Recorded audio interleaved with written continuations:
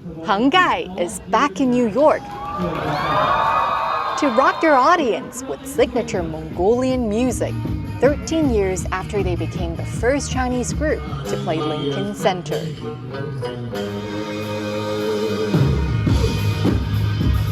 Their performance is part of Lincoln Center's China Arts Week, a week-long celebration of music, dance, and performing arts from China.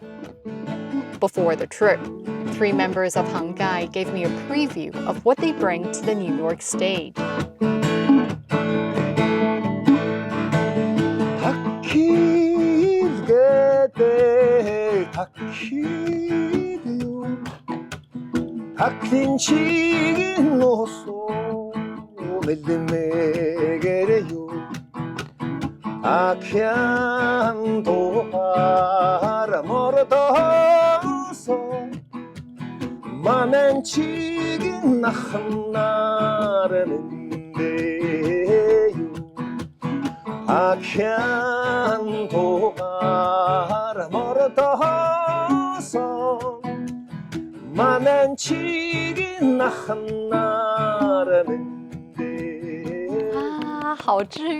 What a beautiful piece of music.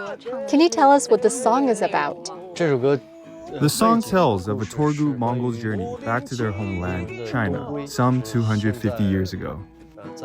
Ilchi says it's a farewell to family and loved ones, wishing their brothers and sisters a safe journey home. This song is part of Hanggai's latest body of work. Their music draws on the traditions and living experiences of the region, from tributes to rivers and grasslands to odes to mothers and nature. And at the heart of it all are Hanggai's Mongolian roots. Over the years, we've released several more albums and created a lot of new music. So this time, we're bringing both new material and classic songs from our earlier albums. It's a full-length show with more variety in the music. So how does it feel to return to the same stage after all these years? For the band, it's a walk down the memory lane. Only this time, they feel more relaxed.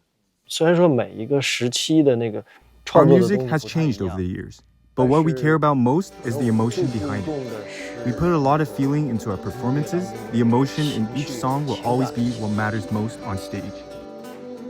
That sincerity may be what makes Hanggai's music so captivating, reaching listeners beyond the words. And part of that comes from the band's distinctive instruments. Alongside the familiar rock setup of guitars and drums, Hanggai brings traditional instruments like the topshore and morinkhor into the mix, creating a soundscape that evokes the vast open landscape of the Inner Mongolian Steppe.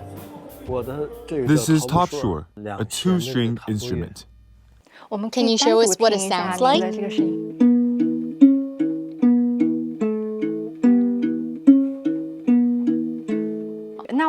What about your instrument?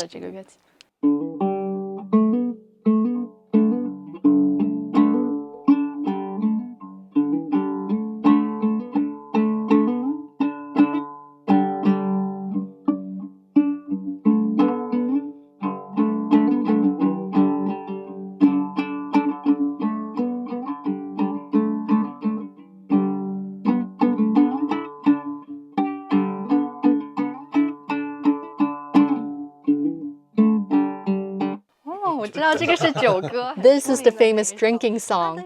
I feel like Mongolian folk music often has this celebratory quality. Would you say that's typical of the tradition? The seasons are very distinct here. Winters can be harsh, and spring and autumn often bring strong winds and dust storms, so life can be pretty tough. But summer is the best time of year for nomadic communities. It's a season of abundance when people come together, celebrate, and let loose. Over the past 2 decades, the band has toured more than 60 countries across 6 continents. The US has been a regular stop, with Hanggai playing major festivals like Bonnaroo and the Chicago World Music Festival. But for Hanggai, it's never been about fame or selling the most records. It's about rediscovering old folk songs at risk of being lost, and giving them a new life for modern ears. We're really focused on innovation as a band. We want to keep the emotion and spirit of traditional ethnic music, but find new ways to express it. We also visit folk musicians and learn from them, trying to understand the spirit behind the traditional music. The band also looks beyond its own musical traditions. For much of its career, Hanggai worked with international producers and musicians to bring new influences and new perspectives into their work. Do you ever run into differences when you're working with international producers? When it comes to music, we speak the same language. When they offer advice, we can usually tell right away whether it helps us improve. And when we stick to our own ideas, they can also understand what's important to us. I could really feel it when you started playing. We had just met, but your music was like a thread, connecting us and bringing us closer. I thought that was pretty amazing. Language isn't a barrier anymore. I couldn't understand the lyrics, but I actually teared up. The emotion came through. We can always use ChatGPT to translate.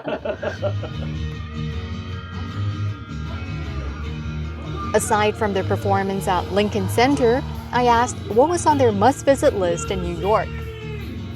Ilchi told me Central Park and the Statue of Liberty would have to wait. This time, they were in New York to share the fresh sounds of the Inner Mongolian Steppes. Lin Lin, CGTN, Beijing.